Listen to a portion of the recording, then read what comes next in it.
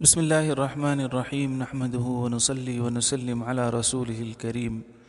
کہتے ہیں کہ ایک مرتبہ حضرت عیسیٰ علی نبینا علیہ الصلاۃ والسلام کو دنیا کی حقیقت کا کشف ہوا۔ دیکھا کہ وہ ایک نہایت بوڑھی عورت ہے جس کے بڑھاپے کی وجہ سے داند بھی ٹوٹ گئے اور نہایت رزق برکت کا فاخری لباس پہن رہی ہے۔ ہر قسم کی زینت کا سامان اس پر ہے، بالکل دلہن بن رہی ہے۔ حضرت عیسیٰ علیہ السلام نے اس سے پوچھا کہ تو اب تک کتنے نکاح کر چکی ہے کہ اب پھر نکاح کے شوق میں دلہن بن رہی ہے؟ اس نے جواب دیا کہ اس کا کوئی شمار نہیں۔ حضرت عیسیٰ علیہ السلام نے دریافت فرمایا کہ وہ سب مر گئے یا انہوں نے تجھ کو طلاق دے دی؟ اس نے جواب دیا کہ میں نے سب کو قتل کر دیا۔ حضرت عیسیٰ علیہ السلام فرماتے ہیں کہ تیرے باقی خاوندوں کا ناس ہو، وہ تیرے گزشتہ خاوندوں سے عبرت حاصل نہیں کرتے کہ تو نے کس طرح ایک ایک کر کے سب کو ہلاک کر دیا۔ حقیقی بات یہی ہے کہ یہ بالکل ایک بڑی عمر کی بڑھیا ہے جس نے اپنے اوپر زینت کا لباس پہن رکھا ہے۔ لوگ اس کی ظاہری زینت کو دیکھ کر دھوکہ کھا جاتے ہیں، جب اس کی حقیقت پر مطلع ہوتے ہیں اور اس کے چہرے سے پردہ ہٹاتے ہیں تو اس کی اصلی صورت نظر آتی ہے۔ علاء ابن زیاد رحمہ اللہ فرماتے ہیں کہ میں نے خواب میں ایک بڑھیا کو دیکھا جو بہت بڑی تھی اور بہت عمدہ لباس زیور وغیرہ پہن رہی تھی۔ دنیا کی ہر قسم کی زیب و زینت اس پر موجود تھی اور لوگ بہت کثرت سے اس کے گرد جمع ہیں، بڑے شوق سے اس کو دیکھ رہے ہیں۔ میں اس کے قریب گیا اور اس کو دیکھ کر مجھے ان سب دیکھنے والوں پر بڑا تعجب ہوا۔ میں نے خواب میں اس سے پوچھا تو کون ہے؟ کہنے لگی تو مجھے نہیں جانتا؟ میں نے کہا نہیں، میں تو نہیں جانتا۔ اس نے کہا میں دنیا ہوں۔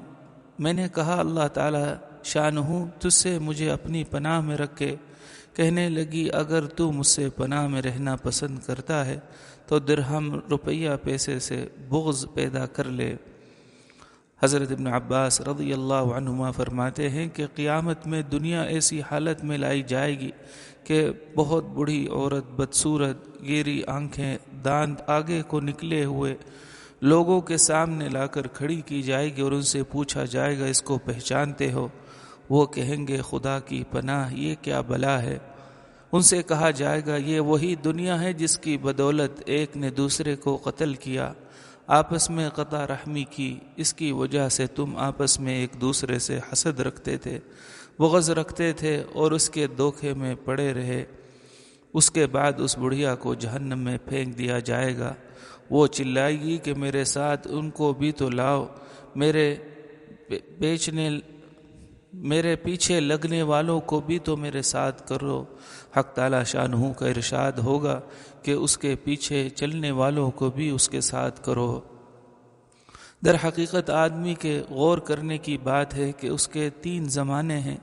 ایک عالم کی ابتدا سے اس کی پیدائش تک کا زمانہ ہے، دوسرا آدمی کے مرنے کے بعد سے ہمیشہ ہمیشہ کا زمانہ، ان دونوں کے درمیان میں تیسرا زمانہ یہ ہے جو اس کی پیدائش سے لے کر اس کی موت تک کا وقت ہے۔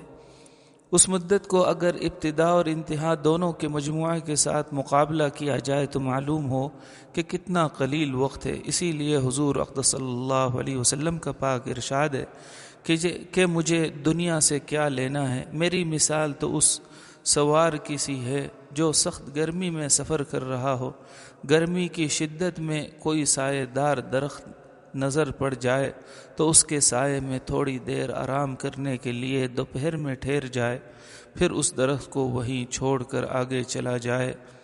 اور واقعی بات یہی ہے کہ جو شخص دنیا کو اس نگاہ سے دیکھے جو حضور صلی اللہ علیہ وسلم نے فرمایا تو کبھی اس کی طرف نہ جھکے اور ذرا بھی اس کی پرواہ نہ کرے کہ یہ تھوڑا سا وقت راحت اور خوشی میں گزر گیا یا رنج و تکلیف میں۔